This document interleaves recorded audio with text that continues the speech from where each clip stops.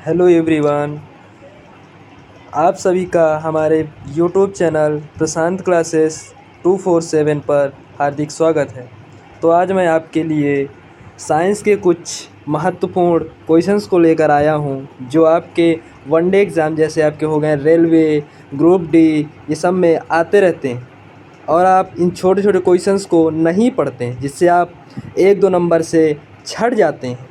तो प्लीज़ इस वीडियो को पूरा देखें और अगर आपको वीडियो पसंद आता है तो वीडियो को लाइक और चैनल को सब्सक्राइब ज़रूर करें। तो आइए शुरू करते हैं। क्वेश्चन नंबर 1, ठोस कार्बन डाइऑक्साइड को क्या कहते हैं? हाइपो, बोरेक्स, फिटकरी, सूखी बर्फ। तो आप सबको पता है सूखी ठोस कार्बन डाइऑक्साइड का मतलब CO2 क्या होना चाहिए? आइस फॉर्म में। तो जब आइस फॉर्म में होती है, इसका सीधा आंसर देखिए सूखी बर्फ समझ आता है। तो इसका आंसर सही हो जाएगा सूखी बर्फ। दूसरा क्वेश्चन है, निम्न में से प्रबल अम्ल है? Acetic acid, hydrogen cyanide, formic acid and sulphuric acid. आपको पता है अम्ल क्या होते हैं? जिनके पास H+ होते हैं, या कहते हैं जो डोनर होते हैं, प्रोटॉन को जो देते हैं। तो एसिटिक एसिड का फार्मूला क्या होता है? CH3COOH, hydrogen cyanide H2S, formic acid HCOOH, sulphuric अम्ल H2SO4। इसमें आपसे पूछा प्रबल का मतलब क्या होता है? जो ज़्यादा अम्ल हो, यानी ज़्यादा जो एसिडिक होता है। जिसमें से कौन सा है? आपका जो सल्फ्यूरिक एसिड है ये प्रबल अम्ल होता है।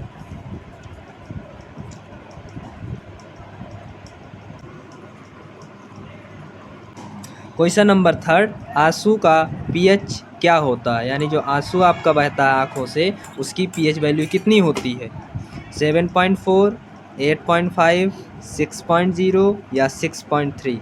तो जो आंसू होता है एक ऐसा होता है क्षारीय होता है, यानी बेसिक होता है, जिसकी pH वैल्यू 7 से ज़्यादा होगी। तो 7 से कितनी ज़्यादा होनी चाहिए? यानी ज़्यादा भी क्षारीय भी नहीं होता। इसका मतलब है कि 8 पॉइंट, या तो इसका आंसर सही होगा 8.5 या 7.4। तो आपको बता देता हूँ कि जो आंसू का pH मान होता है ये 6.5 से 7.4 के बीच में रहता है। तो आंसर क्या सही होगा? 7.4। अब है क्वेश्चन नंबर 4, निम्न धातुओं में से सामान्य ताप पर द्रव है? सीसा का मतलब लेड क्या होता है? Pb,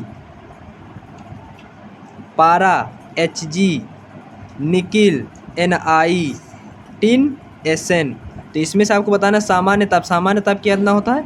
25 degree Celsius. इस टेम्परेचर पर कौन सा ऐसा धातु है जो द्रव अवस्था में पाई जाती है? तो आपका जो सिंगल एक धातु होता है इसे कहते हैं पारा मरकरी। वो अब क्या होती है? सामान्य ताप पर द्रव अवस्था में रहती है। तो इसके बाद हम चलते हैं क्वेश्चन नंबर 5 पर। क्वेश्चन नंबर 5 आपका क्या कह रहा है कि टाइलिन एंजाइम का संबंध है जठरम रस, आंत्रिय रस, लार या इनमें से कोई नहीं। तो जो टाइलिन होता है ये क्या करता है ये आपके प्रेजेंट होता है लार में।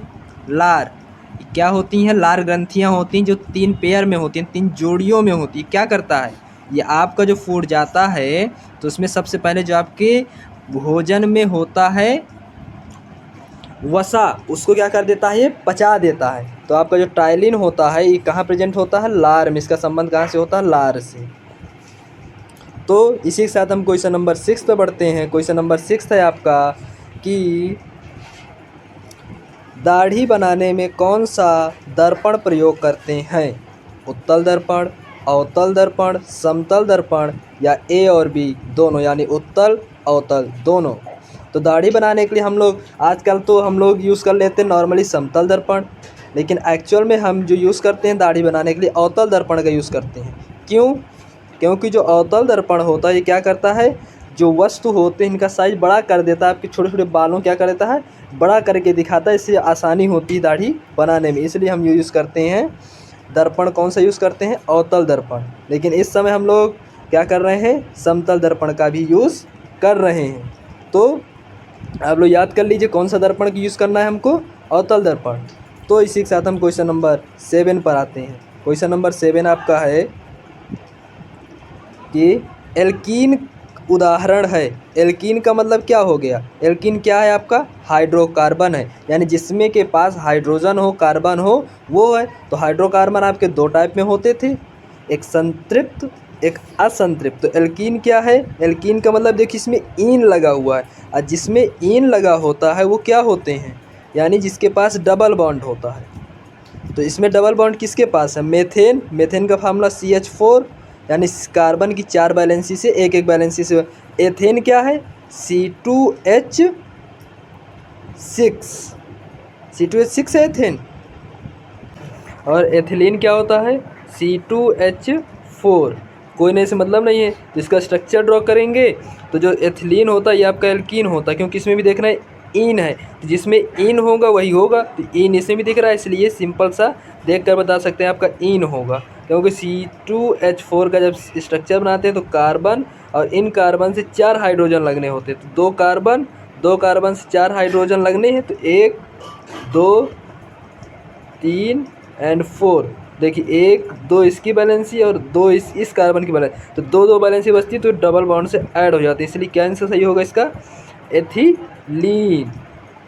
अब हम क्वेश्चन नंबर बढ़ते हैं क्वेश्चन नंबर 8 की तरफ। तो क्वेश्चन नंबर 8 क्या है, कह रहा है कि कोशिकाओं के समूह को कहते हैं। कोशिका क्या होती है, आपकी बॉडी की यानी आपके शरीर का जो सबसे छोटा पार्ट होता है उसे हम कहते हैं कोशिका। तो कोशिकाओं के समूह को क्या कहा जाता है, कोशिकाओं के समूह को अंग, ऊतक, शरीर या सभी। आप सबको पता हो कोशिकाओं के समूह को हम ऊतक कहते हैं, लेकिन ये ऊतक कैसे होंगे, जब एक ही समान यानी जो कोशिकाओं का समूह हो वो कैसी कोशिकाएं होनी चाहिए, उनका संरचना और उनके कार्य एक जैसे होने चाहिए, उन कोशिकाओं के समूह को हम ऊतक कहते हैं। फिर ऊतक से आपका क्या बनता है, कोशिका से आपका ऊतक बनता है, फिर ऊतक से आप कह सकते हैं हमारा बॉडी बनेगा, यानी बॉडी का मतलब पहले अंग बन जाएंगे, अंग से फिर शरीर बनेगा। तो कोशिकाओं के समूह का सीधा आंसर क्या है, ऊतक। इसी के साथ हम क्वेश्चन नंबर 9 की तरफ बढ़ते हैं। क्वेश्चन नंबर 9 आपका कह रहा है कि प्रकाश वर्ष मात्रक है। ये क्वेश्चन जो है बहुत बार एग्जाम में आता है और सब लोग गलत करके आते हैं। रीज़न क्या है, इसके क्वेश्चन में लिखा होता है वर्ष, और आप वर्ष से पता लगा लेते हैं कि समय का मात्रक होगा, जबकि ये समय का मात्रक नहीं होता। प्रकाश वर्ष जो होता है किसका मात्रक होता है, दूरी का मात्रक होता है। ये क्या मेजर करता है आपसे, दूरी। तो इसको अच्छे से याद कर लीजिए, प्रकाश वर्ष इसका मात्रक होता है दूरी का। तो हम क्वेश्चन नंबर अब बढ़ते हैं 10th की तरफ। क्वेश्चन नंबर 10th आपका है, द्वितीय आवर्त में तत्वों की संख्या कितनी होती है, यानी आपकी पीरियोडिक टेबल जो है, आवर्त सारणी जो है, उसमें तत्व कैसे संतुलित हैं। एक तो उसमें होते हैं आवर्त, दूसरा होता है समूह। तो आवर्त कितने हैं, 7, और समूह कितने हैं, 18। तो इन 7 आवर्त जब हैं तो इनमें कैसे सेट हुए हैं, तो दूसरा पूछा है, दूसरे में कितने होते हैं, 8 होते हैं। कैसे आपको सीक्वेंस याद करनी है, इस तरह आपके आवर्त में रहते हैं 7 आवर्त हैं, तो सबसे पहले आवर्त में रहते हैं 2, फिर रहते हैं 8, फिर रहते हैं 8, फिर रहते हैं 18, फिर रहते हैं 18, फिर रहते हैं 32, फिर रहते हैं 32। 2 8 8 18 18 32 32 कितने हो गए, 1 2 3 4 5 6 7, यानी 7 आवर्त में कैसे सेट है। तो आपका दूसरा आवर्त आपको पता चल गया कितने होंगे, 8 में। दूसरे और तीसरे में रहते हैं 8 8, जिन्हें आप कहते हैं, क्या कहते हैं, लघु आवर्त। तो आपका क्वेश्चन ख़त्म होते हैं और इम्पॉर्टेंट क्वेश्चन हमने लिए थे। और अब आपको एक काम करना, अगर आपको वीडियो पसंद आया हो तो ज़रूर से ज़रूर इस वीडियो को लाइक कर देंगे और कमेंट ज़रूर करेंगे, और चैनल को सब्सक्राइब कर दीजिए। आपका बहुत बहुत धन्यवाद। तो चलिए इसी के साथ हम वीडियो को समाप्त करते हैं और आपसे मिलते हैं नेक्स्ट वीडियो में। ऐसे ही कुछ नए नए प्रश्नों को लाते रहेंगे। आप वीडियो को ज़रूर देखें और हमारे साथ बने रहें। कृपया करके वीडियो को जितना हो सके आप शेयर करें। Thank you.